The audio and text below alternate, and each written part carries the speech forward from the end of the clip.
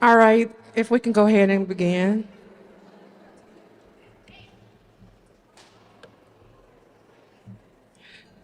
Good afternoon. I'm so glad that many of you were able to join us here today at the Capitol. My name is Kenosha Davenport. I'm the Executive Director at the Sexual Violence Center. I also serve as the Board Chair for Minnesota Coalition Against Sexual Violence and was recently elected to serve as the Board Chair for the at Violence Free Minnesota. Today, I am joined by advocates and survivors from across the state to show why we invest in victim service programs that provide invaluable services, advocacy, and support to victims and survivors of sexual violence, domestic violence, and child abuse. In addition, we are calling upon our legislators to invest in victim service programming across our great state. Why invest, you ask? For too long, victim service programs have done the most with the least. These programs have some of the hardest working advocates that are committed to supporting those who have been harmed by violence. These advocates are often overworked and underpaid. It is not because there's some owner hoarding the profits, it's because funding has not been able to keep up with the demand for services, nor has funding been able to meet the needs of the advocates that ensure that they're being paid a living wage. To our legislators, an investment in victim service programs ensures that victims and survivors in Minnesota do not have to navigate their journey to healing and justice alone. In addition, programs will be able to offer more direct client assistance, such as hotel stays, and help to meet other basic needs. Your investment ensures that programs are able to pay their advocates not only a living wage, but a thriving wage with competitive benefits. Your investment ensures that programs in greater Minnesota areas like Bemidji or Brainerd are able to offer comprehensive services and a competitive compensation package too. Your investment means that culturally responsive programs are also funded. With an investment, one seeks to know what is their return on that investment. Well, I'm here to tell you what some of those returns look like. First, your investments show victims and survivors that as a state we care and support your healing journey. Secondly, your investment leads to a more empowered workforce of advocates who can take care of themselves without utilizing government programs to do so. Furthermore, advocates will be able to take time to recharge because the movements to end violence in our state is an ongoing matter. As I close, I want to thank everyone for coming out to join us, and I want to thank our legislators in advance for investing in victim service programs. Thank you.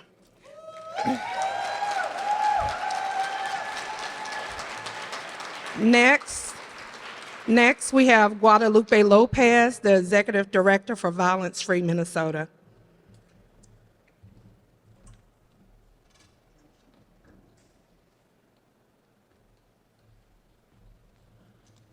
Bonjour, Minnesota. Hello. How are you? Jono Beneshikwe Indigenous Kazma Ngondondem. My name is Guadalupe Lopez.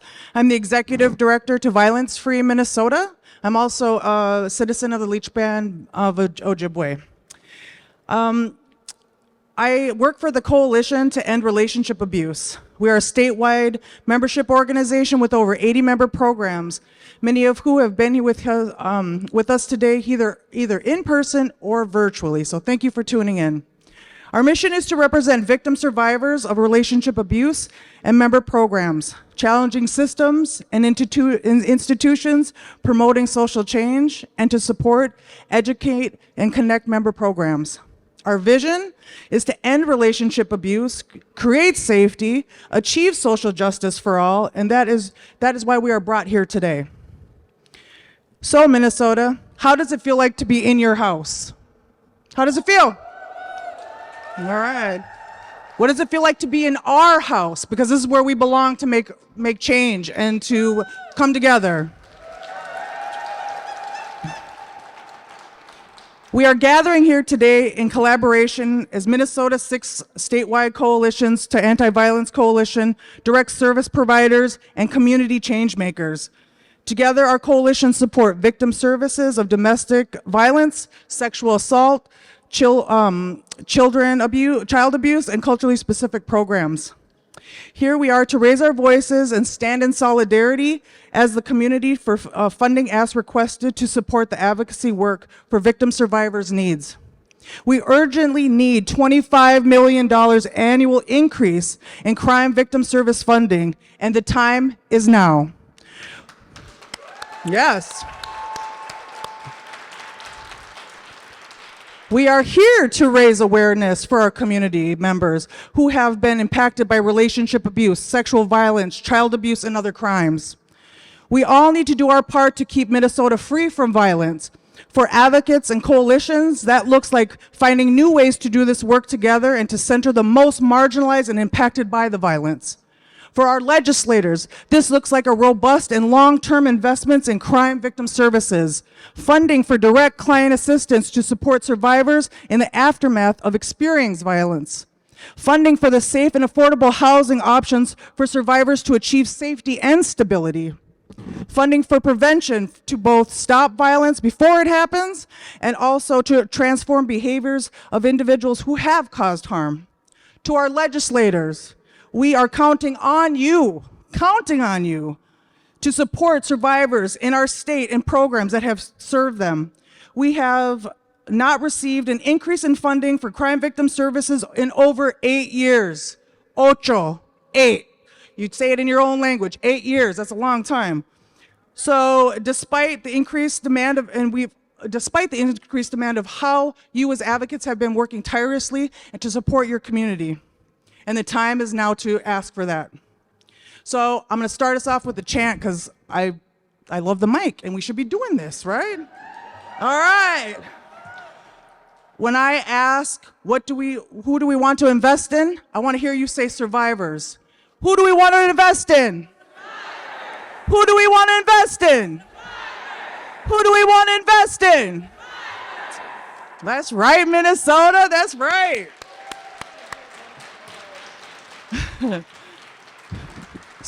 So no age, no religion, sexual orientation, cultural community, gender, or political standing should be excluded from those voices in any circumstance. I want to send special prayers and energy out to our community members who have lost loved ones due to violence.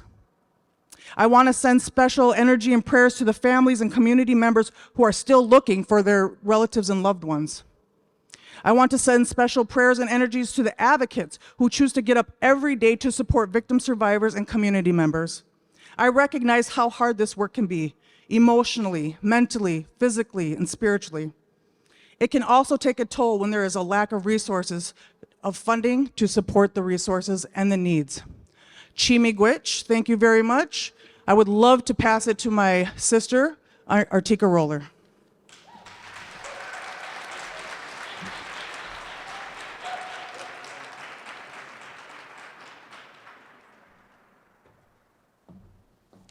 Hello, good afternoon.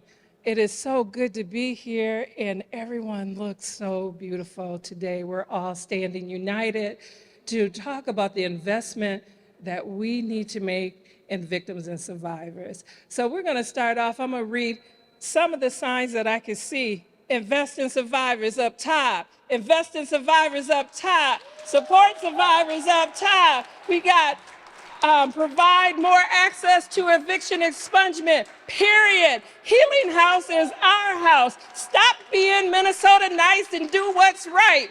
Support advocates, fund the services, support funding, fund kit testing. This work matters. Fund test the kids, test the kids, test the freaking kids.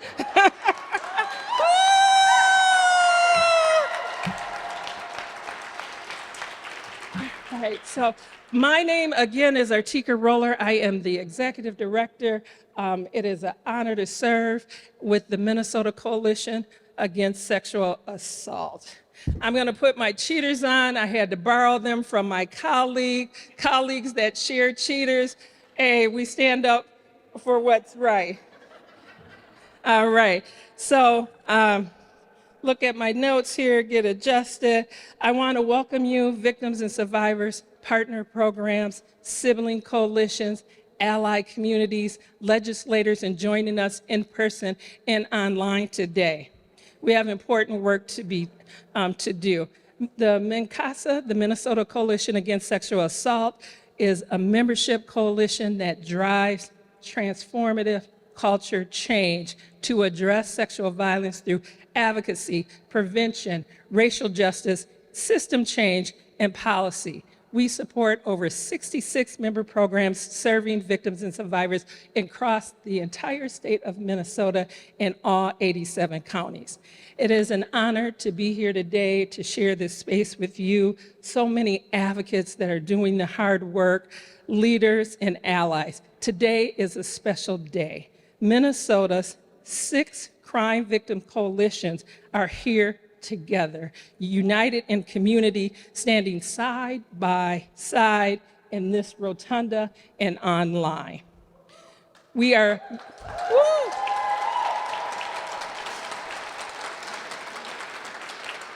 we are united here in a shared purpose to fight for increased base funding for crime victim services. When we join our voices together and raise them up together, we are powerful and we know that we can make change together. We are bold, we are courageous, we're advocates. Hey, we can get this done. We are impossible to ignore. Let our collective power, now let our legislators know that crime victim services funding is a top priority for Minnesota. Direct service programs provide vital pathways to safety, justice, and healing for victim survivors and their family. Doing what we can do to be there for one another in the most difficult and traumatic periods of our lives. Our incredible programs are there to listen, support, meet their diverse, complex needs, despite the critical importance of quality trauma-informed victim services. Again, 8 years, we have not received an increase in funding. The needs of victims and survivors can't be an afterthought for us. Together with our member programs, sibling coalitions, we are urging, we're demanding our legislators take action this year. Thank you for being here. Thank you for the amazing speakers. Thank you to our legislators who have gotten behind this work and have been true champions. And thank you to all of the member programs and advocates. We couldn't do this work without you. This work matters, funding matters, we matter, survivors and victims matter. Thank you, and I will turn it over back to my colleague Guadalupe to introduce the next speaker.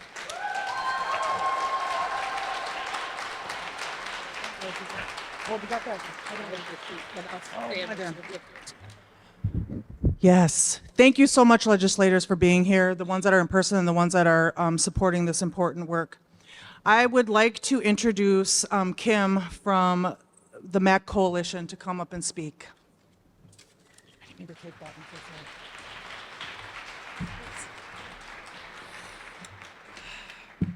So this is the first time I've actually been out of my house, let alone on a stage in a while, so bear with me. My name is Kim Von Goven. I'm the communications director for the Minnesota Alliance on Crime. In all honesty, you've heard the previous speakers. I don't belong on the stage with them, these amazing humans, but Bobby Holtberg does. Unfortunately, she couldn't make it today. And while I prefer to be the person behind the person speaking, I'll do my best because representing our members here today is really what's most important. So everyone you've heard from and everyone you'll hear from in the first few minutes represents a coalition of individuals and organizations that have come together to fight for the rights of various victims of crime. The organizations and people we represent need more support. MAC, by the way, is a coalition of general crime victim advocates across the state. We represent victim advocates within the criminal legal system alongside community-based advocates. We all are here to stand in solidarity with this collective request for a $50 million increase for crime victim services. These badly needed funds allow crime victims to access the services and the support they need to care for themselves and their families. And this increase, as you've heard many times and you will continue to hear, is the first increase in over 8 years.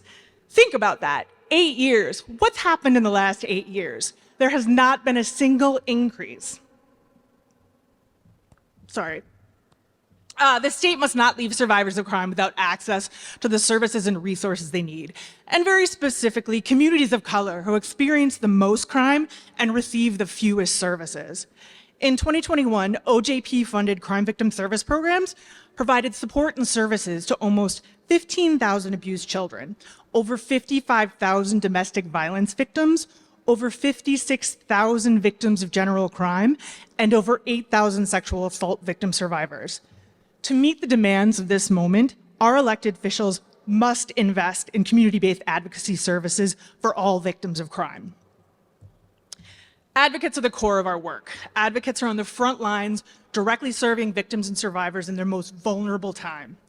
Crime victim services programs are facing an exodus of advocates due to the inability to provide competitive wages and benefits to those who take on emotionally demanding jobs that require long hours and at times odd. The Minnesota legislature needs to pass this bill. And then, that's not all, they need to continue to support and increase money and resources for crime victim services across the state. And again, I'm gonna say this again, I cannot stress this enough, specifically focusing on communities of color who experience the most crime, yet receive the fewest services. Thank you for being here. Thank you for supporting crime victims and advocates across the state.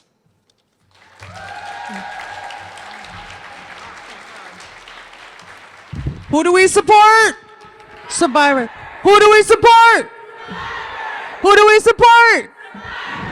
That's right, Minnesota. Next, I would like to invite our other relative coalition, MUSAC. Jolene Engelking. It feels so nice to be here today. It feels like forever since we've been back in this rotunda all together. Bonjour and welcome everyone to Action Day 2023. My name is Jolene Engelking and I'm with the Minnesota Indian Women's Sexual Assault Coalition. Our executive director, Nicole Matthews, was unable to make it today, but asked me to both speak and send her love out to everyone in this room. I am a White Earth Anishinaabe from here in Minnesota, born and raised in northern Minnesota.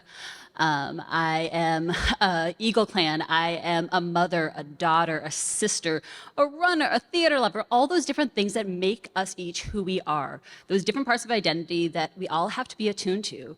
And so when we're thinking about even the legislation and the demands that we are making today, we're having to think about beyond just sexual violence, how are those intersections? How are we talking about housing, increased access to all the forms of justice that we're able to do? And so, yeah, I was thinking on my way here, my first Action Day was in 2008, which was somehow 15 years ago. And who was around back in those days? Yep, okay, yeah. And so just remembering the hundreds and hundreds of people who would pack these rooms.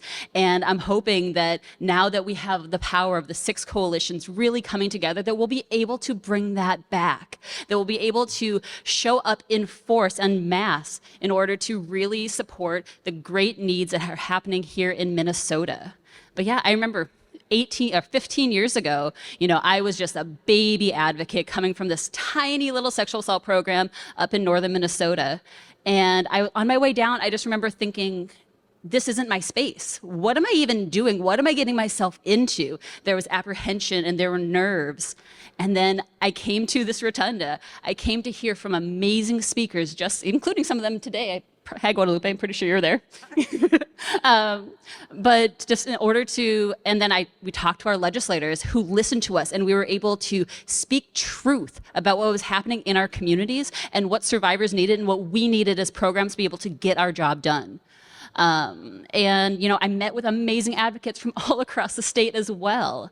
And in that moment, I realized, you know what, like, it's okay to be nervous, but at the same point, this is my space. This is our space. This is our capital, and our voices all matter.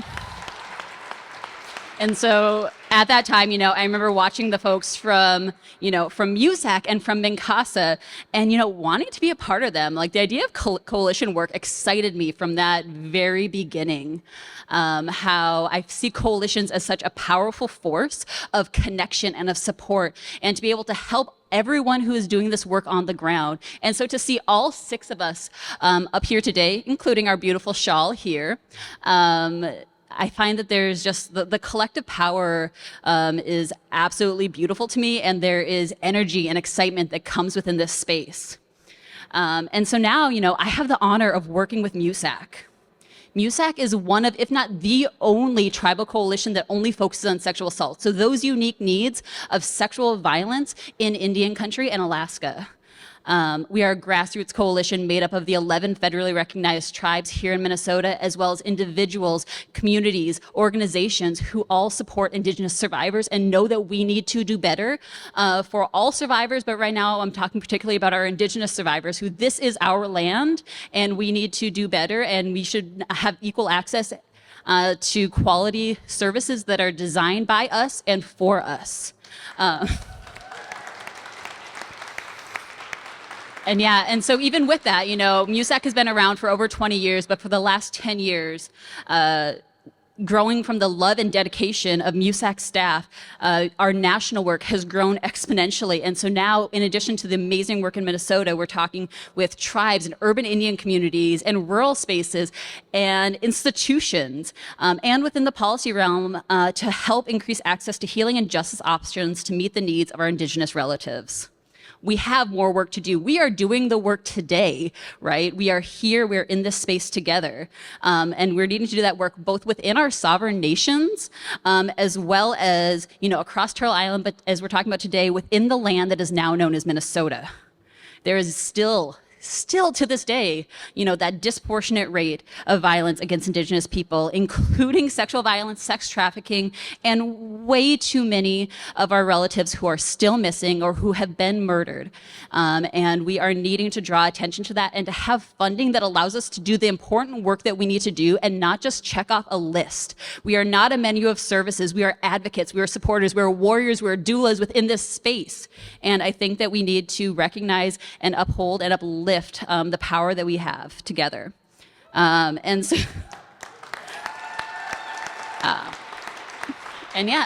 as I echo everyone else as they're talking about, 8 years is too long. There has been life and death and so many things that has happened in those 8 years, and our funding needs to increase. Our rent has increased so much, right? Everything like that. So we need to have funding that equals, the amazing work that we do. And we're not, I fully believe that advocate is not meant to be a stepping stone career. It is not something that is an entry point to something else. It is a calling and something that people need to do. I echo the call that all the other coalitions have so far said about that increased funding, and MUSAC stands behind that as well. And so today, each of you, simply by showing up, has been a part of that movement and change for us as Native people and for all who have had violence done to them, and for the communities who are working to shift and create change to prevent that continued violence. Your voice matters. We thank the other coalitions here today for the amazing work they have been doing both on the ground and here with legislators, as well as the major legislators that we have. And I do want to, and I have to shout out the fact that, 15 years ago, I could not imagine myself being in a space like this, in part because I did not have many people who I could look up to who looked like me, and who spoke to me on that human and spiritual level. And so now we are having an increased amount of Indigenous policymakers who are at that level, including our Lieutenant Governor Flanagan, including here within our Minnesota state capital, we have Senator Kunish and Representative Keeler and so many more growing people and amazing Indigenous women who are standing up and using their voice to create and enact change. And so speak with them, speak with your legislators, and speak within your communities. We all have a role, and I just want to thank you all for being here. Thank you. Miigwech. Sure. Okay, so next we will have another sibling coalition come up and speak to us. Marcia, would you please come to the podium?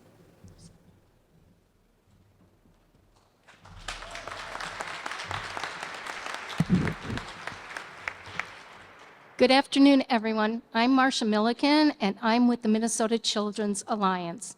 Our job as a statewide coalition is to work with professionals across the state to provide support, justice, and healing for children who've been abused. We know that child abuse thrives in secrecy and isolation. Over 5,000 kids are sexually abused every year in our state. And those are just the cases that are reported. We know that most kids don't tell anyone about their abuse until they're adults.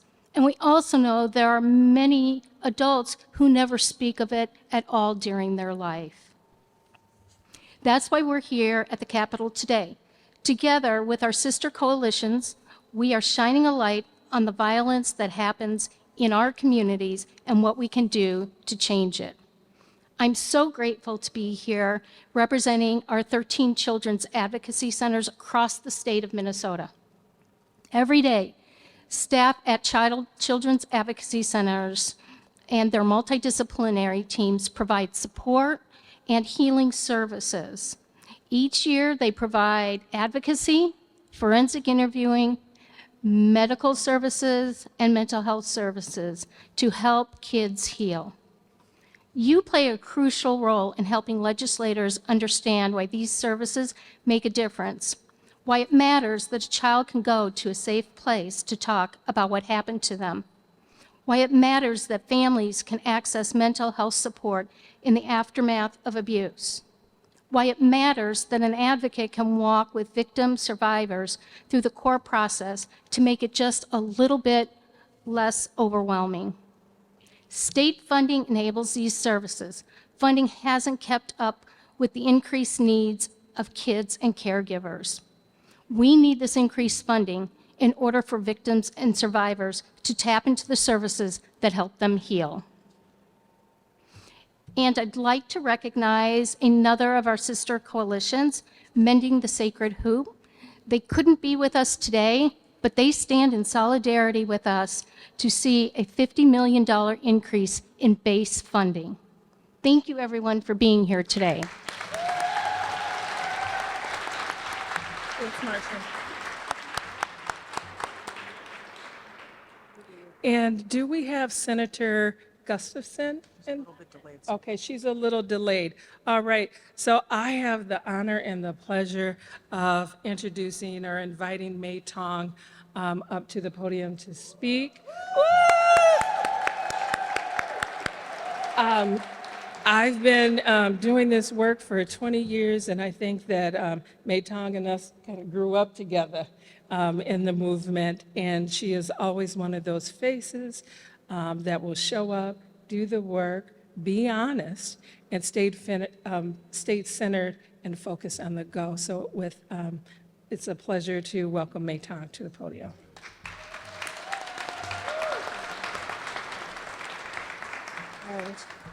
I don't know if y'all can see me. I think I need a footstool. Thank you. We have one. Oh, great. Just in case. Thank you. Oh, I wish I was this tall every day. So good afternoon, everybody. Nyajong.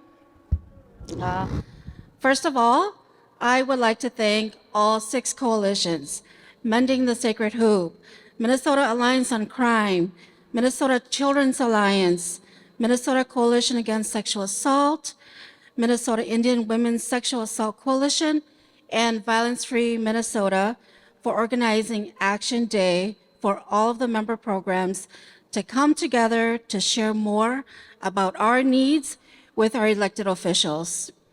I also want to give thanks to our legislators for making time to hear the concerns of your constituents, who are us, over the next few weeks as we meet with you. My name is Maitong Chang, and I'm the Advocacy Program Director at Transforming Generations.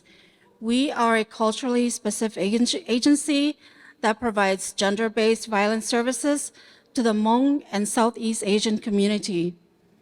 Today, I would like to share a story about our organization with all of you. As you may have heard, there was a recent murder-suicide in our community. Today, I'm so sorry, I was on PTO when this happened.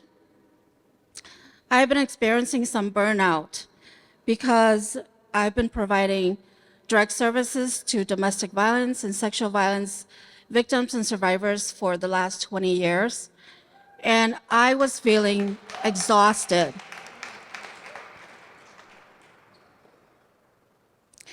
When I heard that there was another murder-suicide in our community, I got literally sick. I couldn't go to work the next day.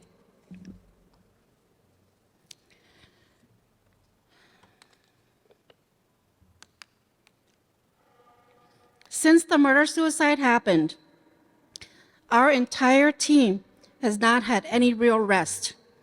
We have been assisting the family in getting the things that they need to put their loved one to rest, to deal with the trauma of losing a loved one in such an evil and selfish manner, to seek justice, although no justice will bring their loved one back, to talk about how killing an intimate partner is the ultimate and final act of power and control, and that it's not love or mental illness, and much more than that I just don't have enough time to talk about today. As a small culturally specific nonprofit with only 4 full-time staff providing direct services, we had to pull in 3 other team members to assist with this case. With all the limited resources that we have at our agency, I think that we did a great job and that we're a pretty mighty team.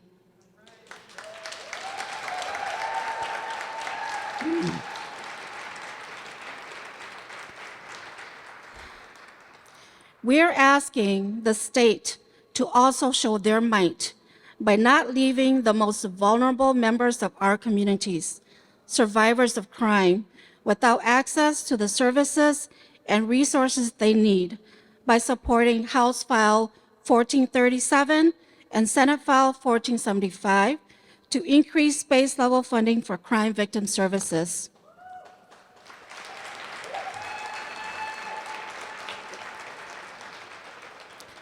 While our whole team was focused on this crisis, we had other victims and survivors that we had to put on hold. And who's to say that their needs were not just as important? The legislature needs to provide robust, long-term, stable state funding for crime victim services because this funding will fill direct program and survivor needs by providing direct client assistance to survivors, competitive wages for direct service staff who serve on the front lines, risking their health and safety every day.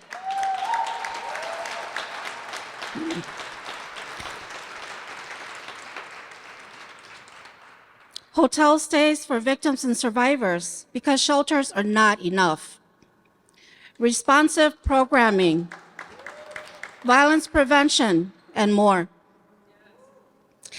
In fiscal year 2021, OJP funded crime victim service programs provided support and services to 14,907 abused children, 55,475 domestic violence victims, 56,231 victims of general crimes, and 8,255 sexual assault victims. Don't tell me after this that you did not hear this message, because I've heard it over and over again. Every single person that spoke before me said this. The state of Minnesota has not received an increase in base level funding in over 8 years. We are asking the state to meet the demands at this moment. It is important that all of our elected officials must invest in community-based advocacy services for all victims, especially culturally based services like my organization. which has 8 staff that provide services to the whole state of Minnesota. That's unfair to your constituents. Thank you.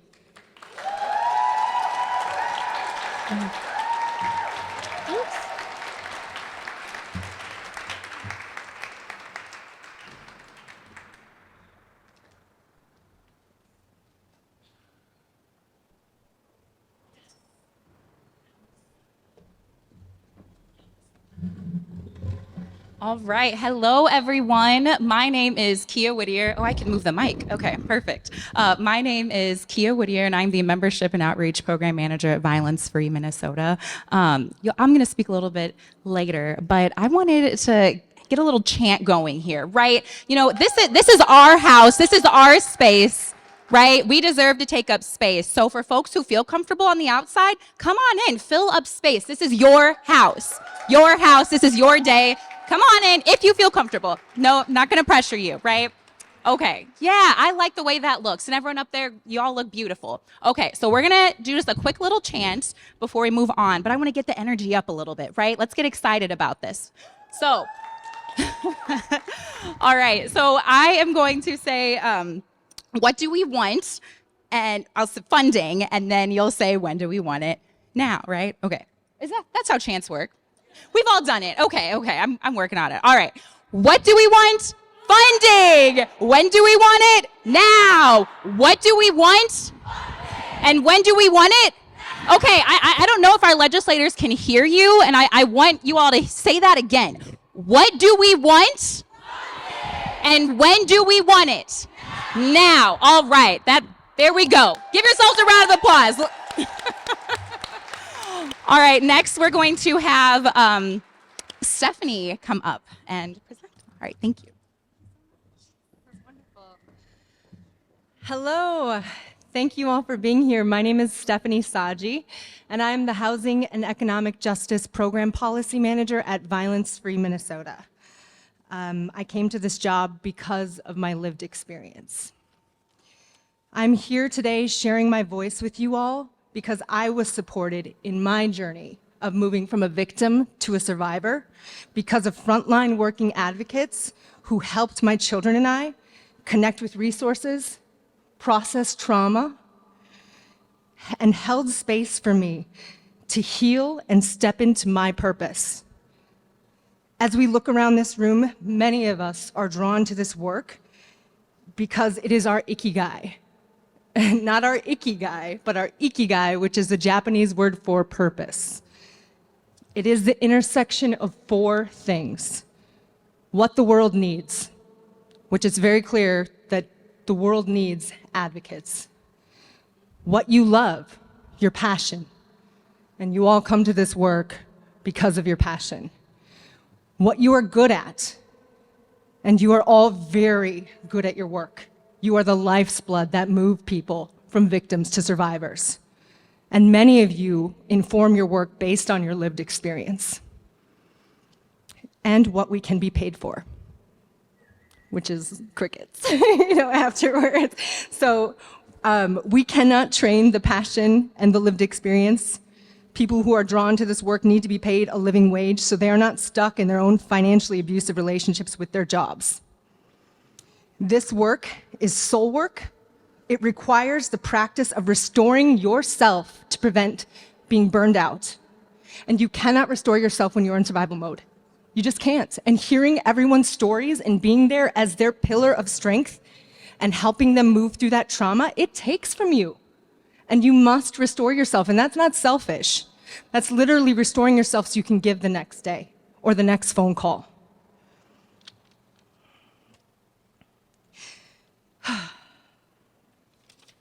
Thank you all. Thank you.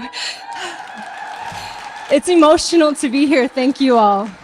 It was a very long time that I couldn't find my voice, and it is because of all of you that I was able to. So this is really wonderful to be here speaking with you. And for those of you who are in person with us, thank you. And for those of you who are not, we know that you're working because we are all underfunded and under capacity. So thank you for showing up to your job today. And we are locked in arms standing here on behalf of you and with you. And again, I'm here today, thank you, exercising my voice because of you all. So thank you. Thank you for the work that you do.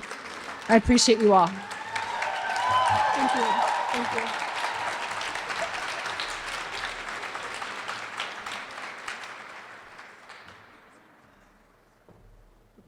Thank you so much, Stephanie, for sharing that, your story, your advocacy. We see you and appreciate you as well. Right now, I have the honor and pleasure to introduce you to one of the legislative champions that we talked about earlier. We have Senator Heather Gustafson here with us today.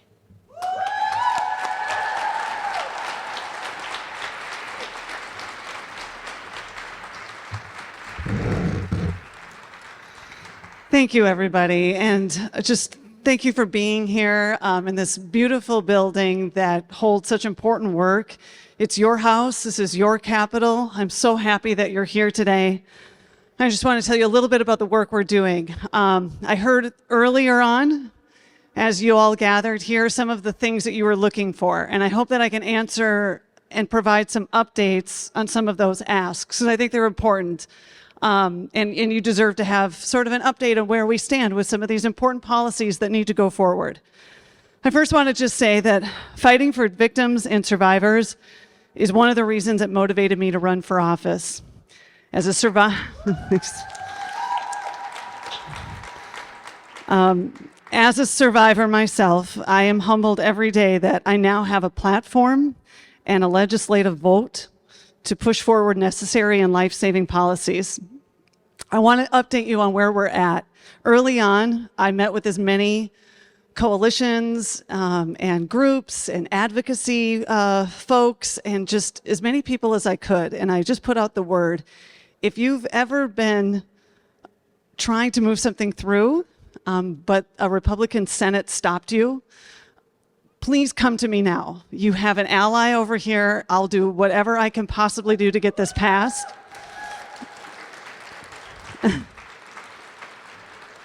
And it didn't take long. Wonderful people like you've heard from today, the signs I see here. I have met, I think, with all of you, and if I haven't, please let me know. I would love to make time to sit down and chat with you. But it became clear that this was going to be the start of a really wonderful team. And I invite all of you to join us on that as well. My door is always open to you, whether you want to share your story, if you have a concern, if something's not being addressed, let me know, and I'll do whatever I can to help you out. Where we're at right now with legislation, Senate File 1038 makes the payment of costs of evidentiary examinations of victims of provisions in cases involving domestic assault by strangulation included in the cost of a rape kit. And covered as well. Time limit provision for forensic lab testing of sexual assault examination kits. That's Senate File 2019, if you want to track that. Crime victim services, funding increase. Organizations that provide direct services to crime victims grant establishment appropriate money, and which I believe was one of the asks I heard just as I had to leave. That went very well through committee. That's Senate File 1475. Senate File 447, qualified domestic violence-related offenses, including additional crimes modification. It amends the definition of qualified domestic violence-related offenses to include additional crimes so that we can properly define what domestic violence looks like. And then the crime of surreptitious intrusion, which is a really fancy way of somebody videotaping you or taking a picture of you without your clothes, without your consent. Before this year, before this law started moving through into policy, which we believe will happen very soon, it meant that somebody could record you. Somebody could take a picture of you without your consent, without your clothes on, as long as it wasn't through a door or a window, which is unrealistic, which is not addressing many of people who have been a victim to this crime. And so we're going to change that. It also establishes the statute of limitations for that crime, a modification, so that when victims find out, which is not always at the time that the crime is committed, they still then have an avenue to find justice. And just today, maybe an hour ago, I was in Judiciary, where it passed and is going to the floor the coerced debt bill, which means if you've ever been involved in a partnership where somebody has taken out a loan in your name and you did not have any knowledge of it, nor did you benefit from that money, but it made it so that your credit was ruined, which also becomes one more obstacle to why you can't leave. And if you do leave, you have terrible credit that makes it hard for you to get an apartment, to take care of your kids, to take care of yourself, to be able to move on, which further chains you to an unsafe relationship that you did not want to be in. This makes that something that can go away and provides one little bit of assistance in your escape from something that's unsafe and dangerous. Our past, our experiences, they do not have to live in the shadows. I know it's hard to talk about. It's not easy for me either. But there is power in sharing our stories. That power comes from knowing we're not alone, that other people have been through those moments that seem really hopeless and frozen, but they found a way out, they found a way forward, and you can too. And I want to just repeat one more time, if there is anything that you need, whether it be to share your story, whether it be an ally in the legislature, my door is open, my email is available, my phone number is available. Just let me know. I want to be there with you and work with you on this. So I appreciate you letting me speak today. I want to say thank you to all of these coalitions, Minnesota Alliance on Crime, Violence Free Minnesota, Minnesota Children's Alliance, MINCASA, and countless other people who might not be associated with somebody but have shown up to share their story with me. I see you, I appreciate you, I believe you, and I'm going to be here fighting for you. Thank you.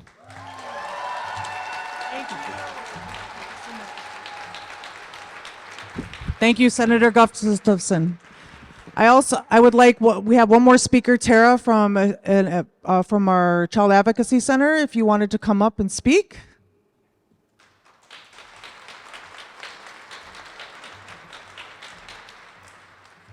Hello. Can people hear me? Okay, cool, because I can't hear myself. What an impossible act to follow, but I'll give it my best shot. My name is Tyra Jaramillo. I work at First Witness Child Advocacy Center over in Duluth, Minnesota. So drove quite a ways to be here today. Working there, I coordinate both our forensic interviewing programs and our cultural equity programs. First Witness has a very bold vision, but one that's easy to get behind.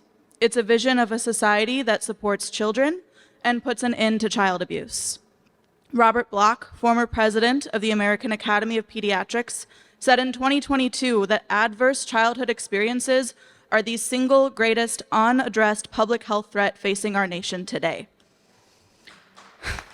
Wow.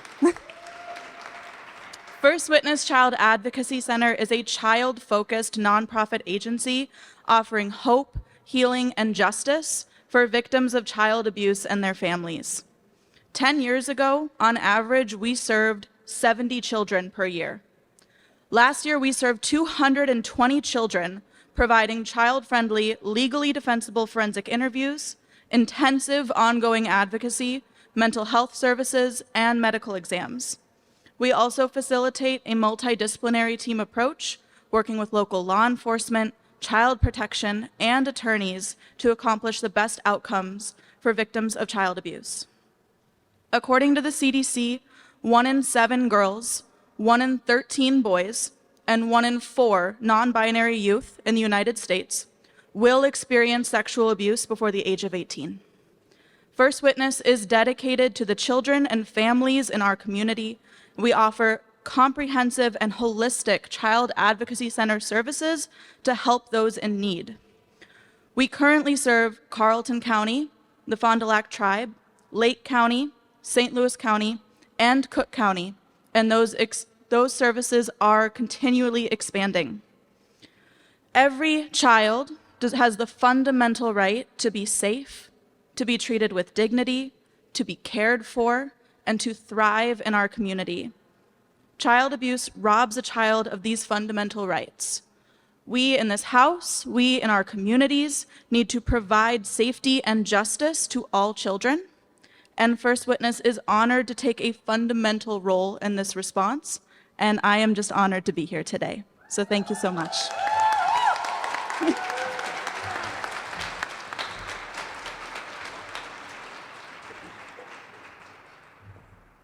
I don't know if y'all seen that, but I didn't use the stairs and I just used one leg to get up on the stage, and that's pretty impressive. All right. So as we wrap up and our time comes to a close, we want to thank everyone that came out today. I would be remiss if I didn't mention Shelley Klein, who is here today. She is someone who has worked tirelessly in the movement and has made a great difference. And she is someone that welcomed me into the movement as a young advocate. So thank you for being here, Shelley, and for all the work that you do for us.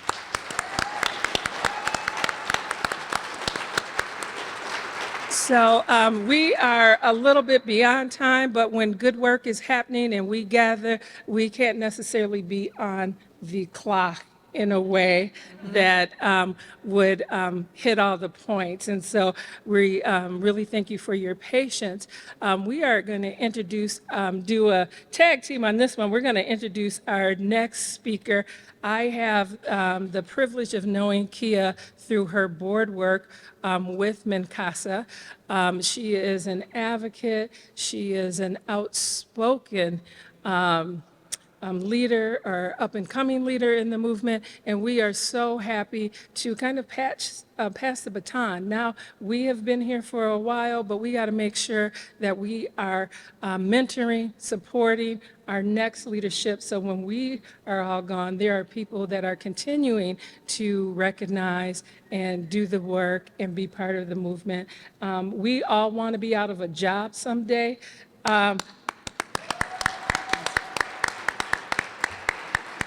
And so we got to ensure that we have a next group of leaders that are going to ensure that we're out of a job. So I'm going to let Guadalupe do the final introduction of Kia. All right, Miigwech. Thanks for all coming out. I'm so excited.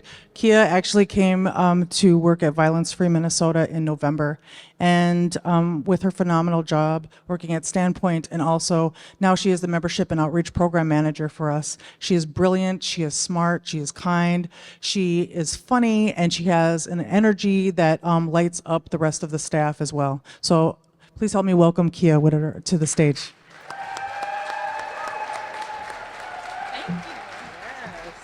Okay. Hello again, everyone. Wow, I love the compliments. That's great. Okay, so again, I am Kia Whittier, Membership Outreach Program Manager at Violence Free. But I just first want to give a shout out to our amazing speakers. So can we just give another round of applause for them? Everyone has done a fantastic job, especially our member programs and community members. We can't do this without you, right? So I'm just going to close this out here, and a lot of what I'm going to say, really, you've heard before, might not be new, but I'm just hoping that it can really stick and ingrain into you, right? So we just have to get straight to the facts, right? Crime victim services have not received any, increase in funding in over 8 years. And no one knows that more than everyone here in this space today, right? And for those tuning in as well. And we know how frustrating it is to have to convince folks at the legislature as to why we need this increase in this funding. Providing services to victims of crime is no easy task, and it truly takes a very, very, very special person to do this work. It really does. And you all know that, right? You are the people doing the work. It requires personal sacrifices and taking on risks at the expense of our overall well-being. And let's face it, we're burnt out. Staff are burnt out, right? And yet we're tasked with making a mountain out of a molehill. I would even argue an anthill, honestly, right? And we know the impact that going without resources and support can have on someone's healing and overall livelihood. Many of us do this work because we've experienced some form of violence ourselves, or someone close to us has, right?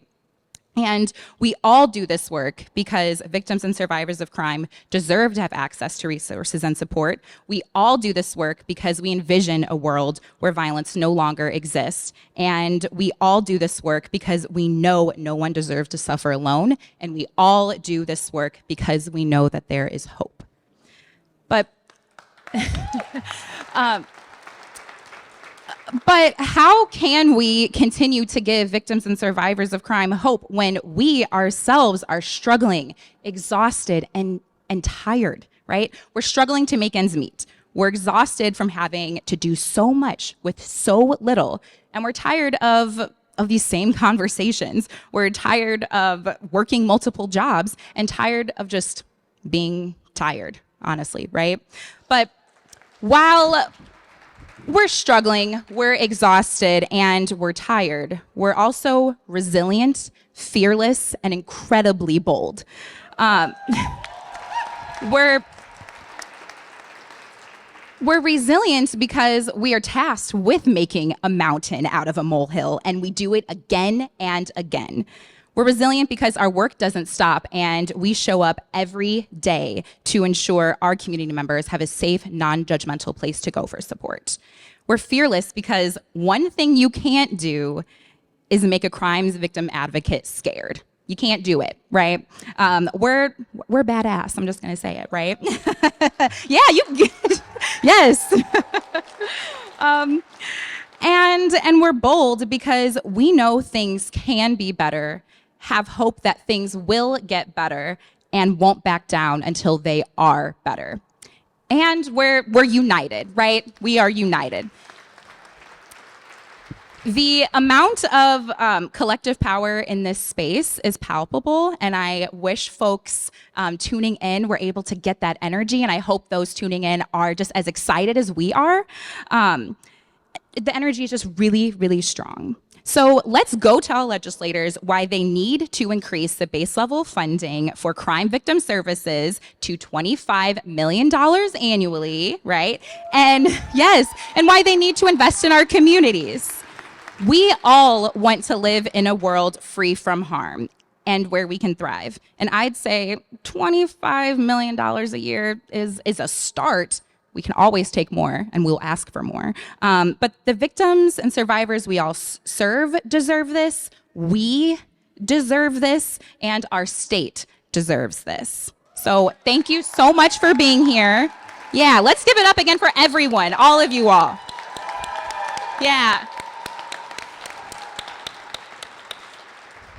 So first, before I actually end things, folks tuning in, I hope that you all can still find ways to reach out to your legislators. Please contact one of the coalitions if you need help getting in touch with them. We are here to support you, even if you can't be here in person. And folks here today, we have some packets at these tables that you can give to your legislators when you're meeting with them. So please take some, and if you need assistance in finding who your legislator is, please reach out to we'll wave our hands. There's people around. One of the staffs at the coalitions. But again, thank you so much, and we're excited to just get this work done. Thank you.